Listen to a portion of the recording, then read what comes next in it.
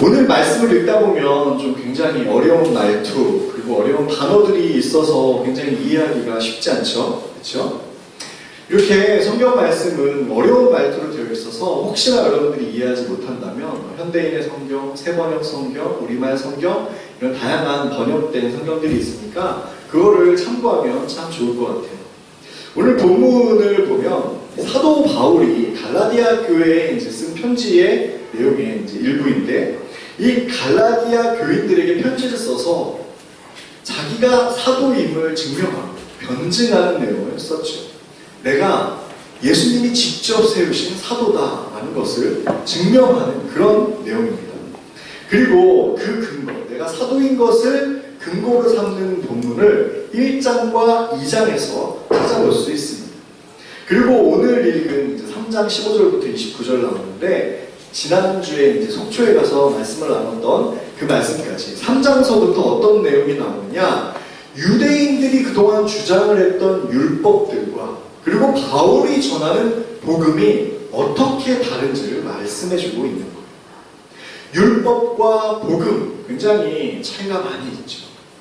이 율법과 복음이 도대체 어떻게 다른지, 첫 번째는 율법의 행위인가, 율법을 우리가 행위로 지킴으로 구원을 받는 것이냐 아니면 믿음으로 구원받는 것이냐 라고 묻고 있고요. 그리고 두 번째는 아브라함을 예를 들어서 믿음으로 어떻게 의롭게 되는지에 대해서 설명을 했습니다. 그게 3장 1절부터 14절까지 나오는 내용이거든요.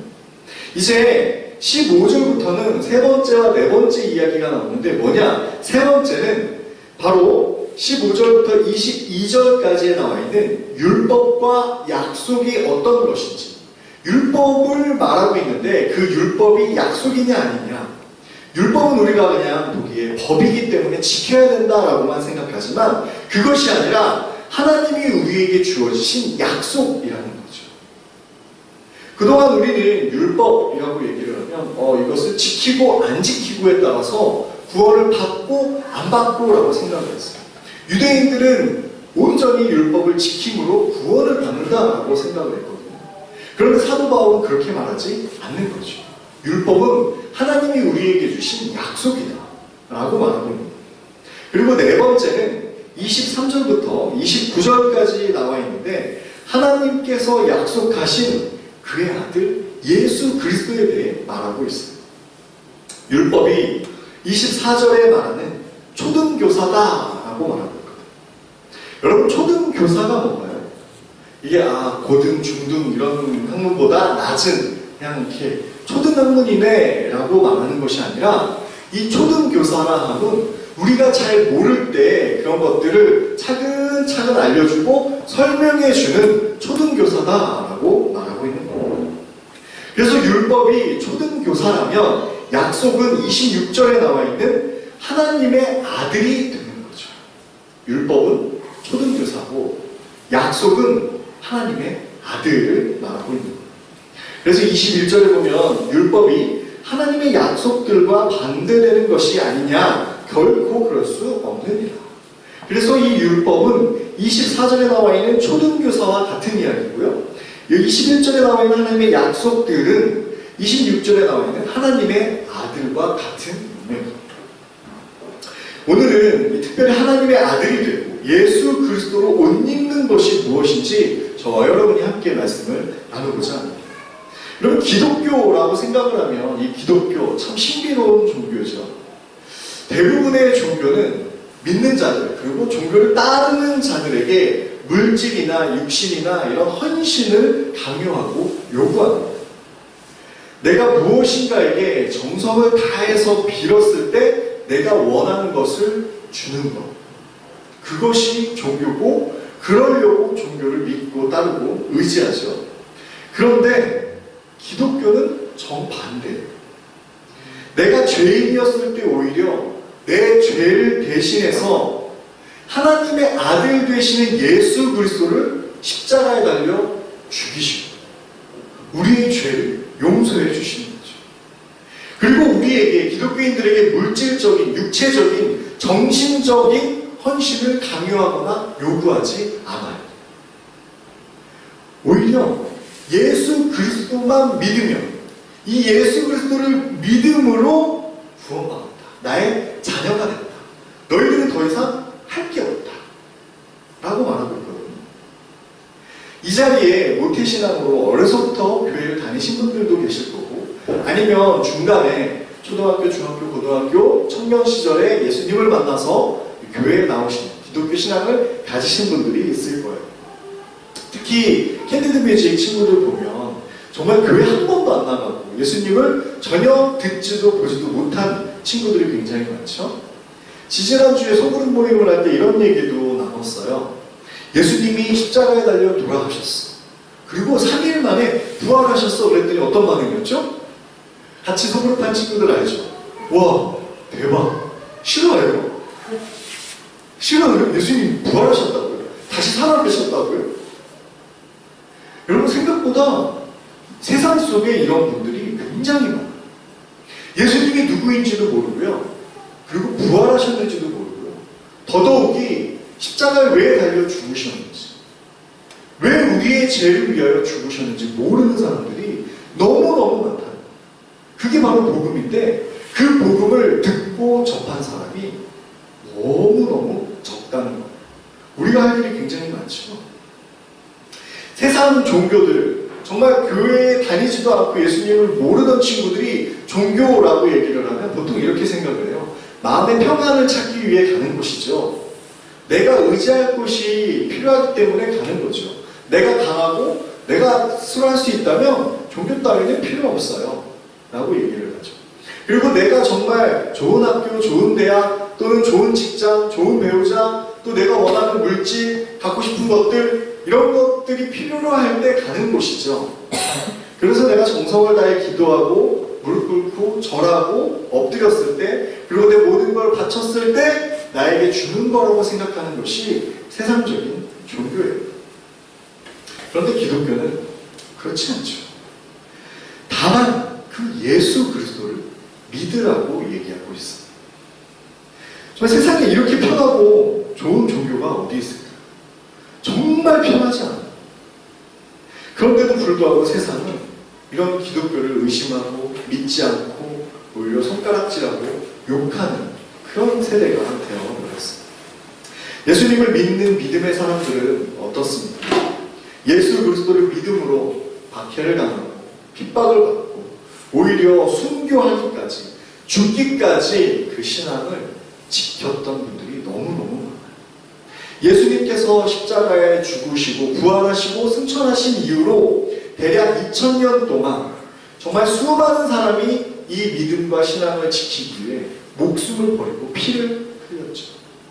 우리나라도 바로 그 순교자들의 피 아래, 그 죽음과 순교 아래 세워진 것이 바로 오늘날의 한국 교회예요.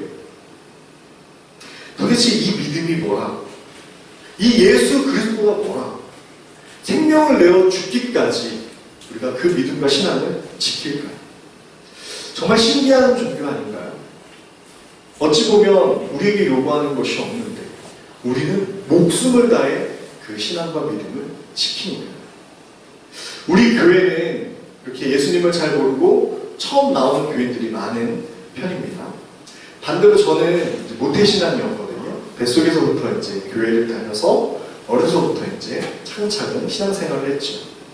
저는 사실 세상 사람들이 생각하고 있는 생각, 그런 의식을 전혀 알지 못했어요. 저렇게 생각하는지 전혀 몰랐어요.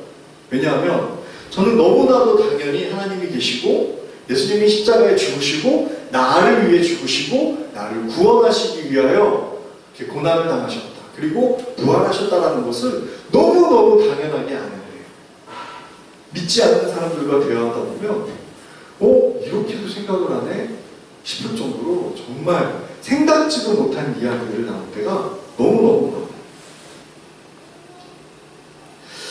자, 그런데 믿지 않던 그 사람들, 세상 속에 정말 살아가던 그 사람들, 그리고 세상에서 정말 다양한 종교를 이렇게 알고 따르던 그런 사람들이 기독교를 알고 예수님을 믿고 따르기까지 얼마나 힘들까요? 쉽지 않았겠죠?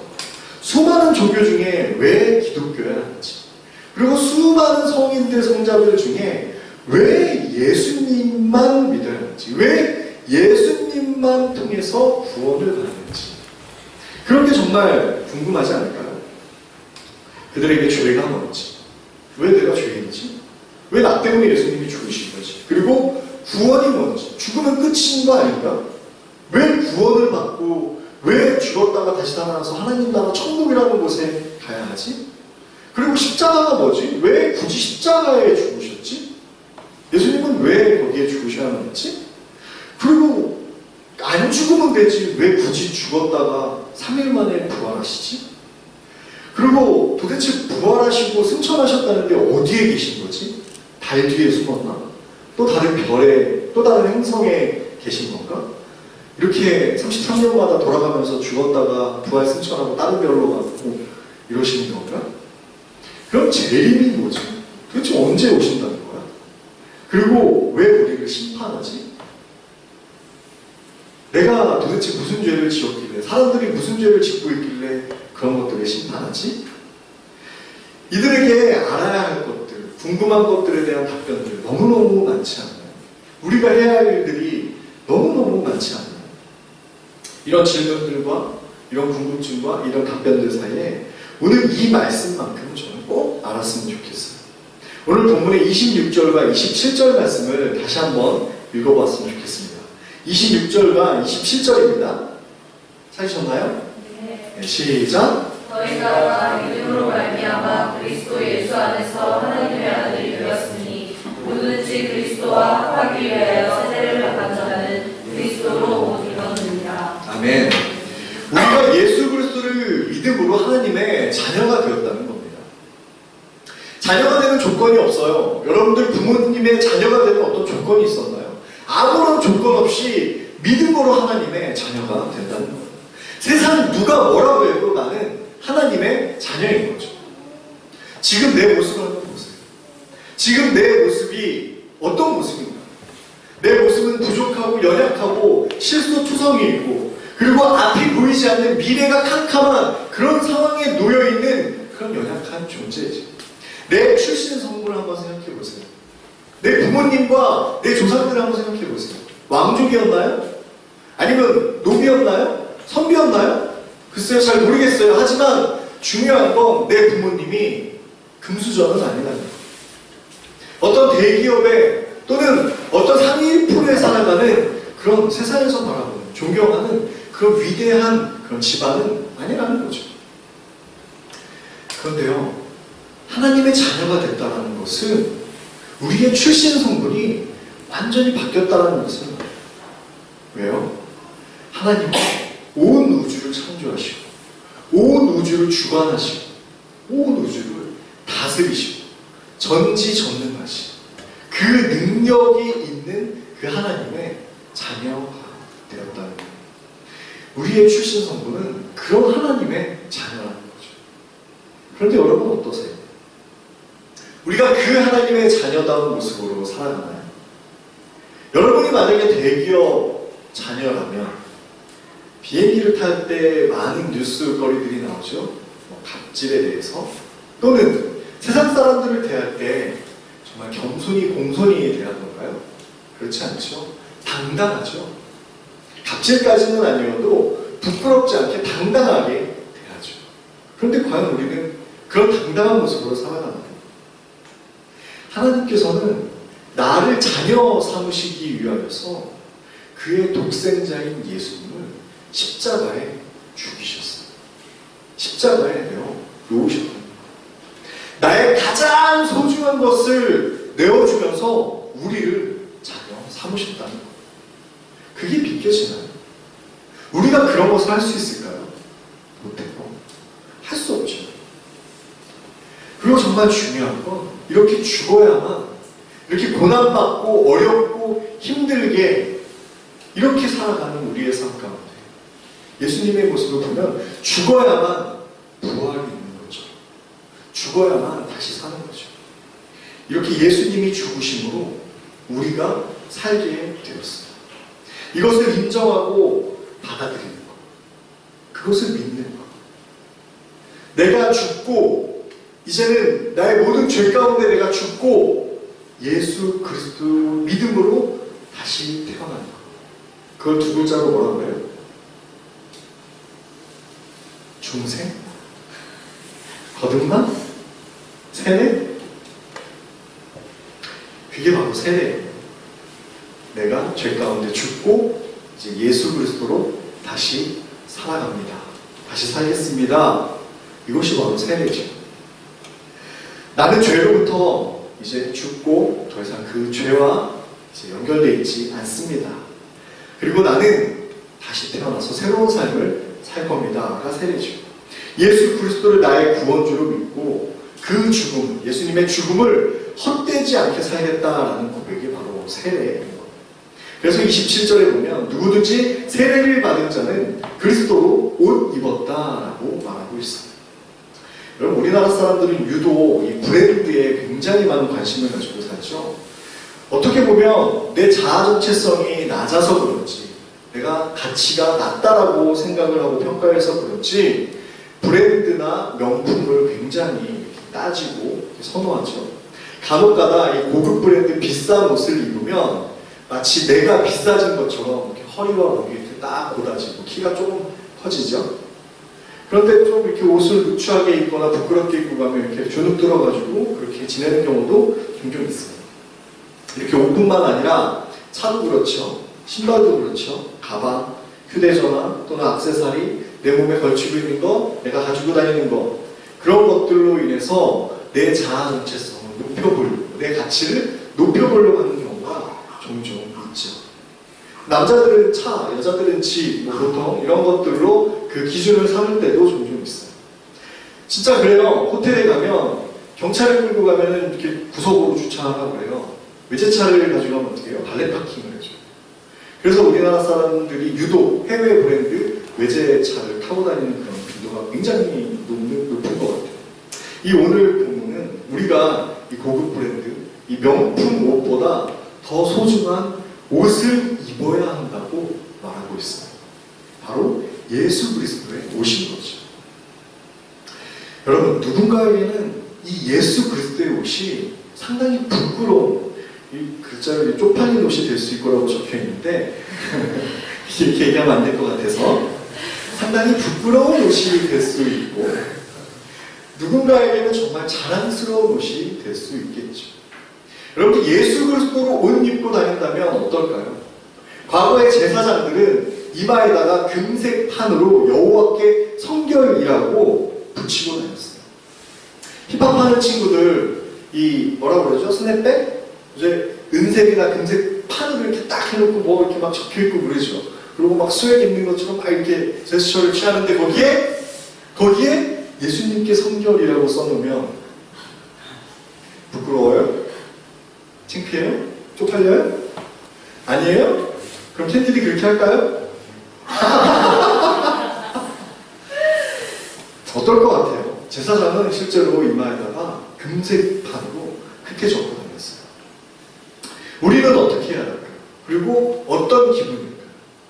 정말 예수님을 믿는다라고 적고 다니면서 당당하게 사람들 앞에 부끄럼 없이 다닐 수 있을까요? 나를 대신하여 고난당하시고 수치와 모욕을 당하시면서까지 나를 살리기 위하여 죽으셨는데 그분이 부끄럽다면 어떻게 하는 겁니까 도대체? 하나님 마음은 도대체 어떠실까요?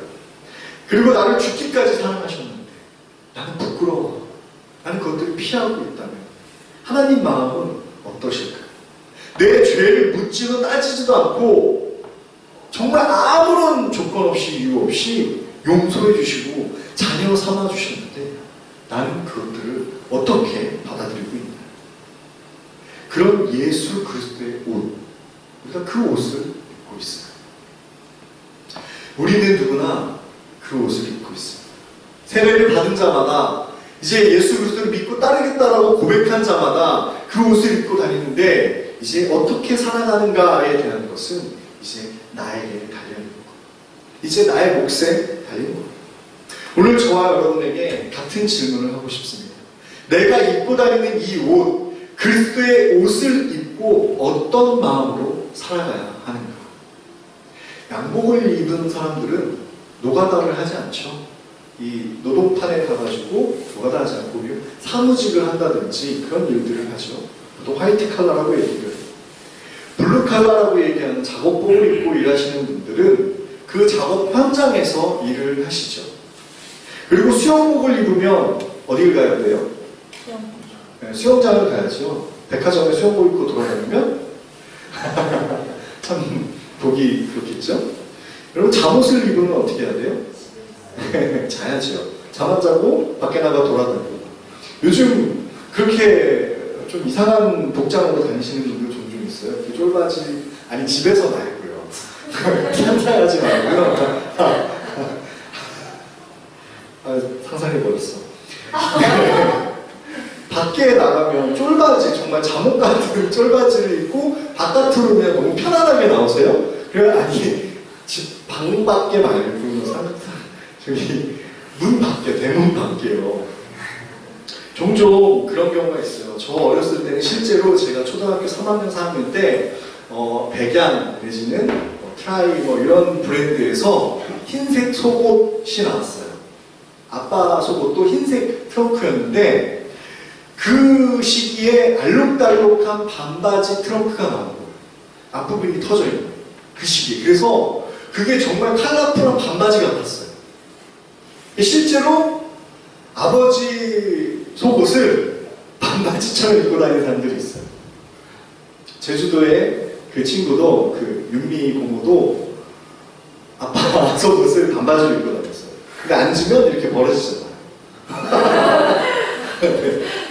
그 사람들이 잘 몰랐어요. 이렇게 알록달록 정말 이쁘게 나와가지고 흰색 속옷 일색이었다가 그렇게 화려한 속옷이 나왔을 때 한동안 반바지처럼 입고 다녔거든요. 그렇게 입고 다니다가 그것의 정체를 알게 됐을 때 굉장히 부끄럽죠. 이렇게 웃자고 한 얘기인데 좀 진지하게 다시 한번 생각을 해볼게요. 저와 여러분이 어떤 옷을 입고 있나요? 세상 사람들이 저와 여러분이 입고 있는 옷을 알고 있어요. 그리스도로 옷 입은 것을 이미 알고 있단 말이에요. 그런데 그 옷을 입고 그 옷을 입은 만큼 우리가 행동을 해야 되는데 그렇게 살지 못하고 있잖아요. 세상 사람들이 손가락질하며 비난할 때 우리는 마치 그 속옷을 입고 길에 나온 것처럼, 수영복을 입고 백화점에 간 것처럼, 잠옷을 입고 일터에 나간 것처럼, 양복을 입고 침대에 누워있는 것처럼 정말 어색하고 정말 말도 안 되는 그런 위치에 혹시 있지는 않나요? 예수님께서 우리에게 생명을 주시기까지 우리에게 사명을 주신 게 있어요. 저는 이 세 가지를 항상 말하고 싶어요. 첫 번째, 가르치시고, 두 번째, 전파하시고, 세 번째, 고치십니다. 예수 그리스도의 옷을 입은 자는 뭘 해야 될까요? 착하게 살아야 될까요? 겸손하게 살아야 될까요? 그리고 많은 사람들이 핍박을 하고 고난을 가해도 우리는 그것을 참고 인내하라고 그렇게만 가르칠까요? 아니에요. 그것을 뛰어넘어서 우리는 예수님이 우리에게 맡겨주신 그 사명을 감당해야 되는데 그것이 바로 가르치고 전파하고 고치는 일이에요. 아멘. 예수 그리스도를 믿는 자마다 이 사명을 다 감당합니다. 그 옷을 입고 그 행동을 해야 하는 거겠죠. 그리고 말씀 늘 묵상하고 기도하며 찬양하며 예배자로 온전히 세워져야 할 거예요. 저와 여러분이 예수 그리스도의 옷을 입은 자로 살아갈 때 정말 부끄러움 없이 예수님을 부끄러워하지 않고 그리고 예수님이 우리를 볼 때 세상이 우리를 볼 때 부끄러워하지 않도록 우리가 정말 자랑스럽게 살아가는 저와 여러분이 되었으면 좋겠습니다.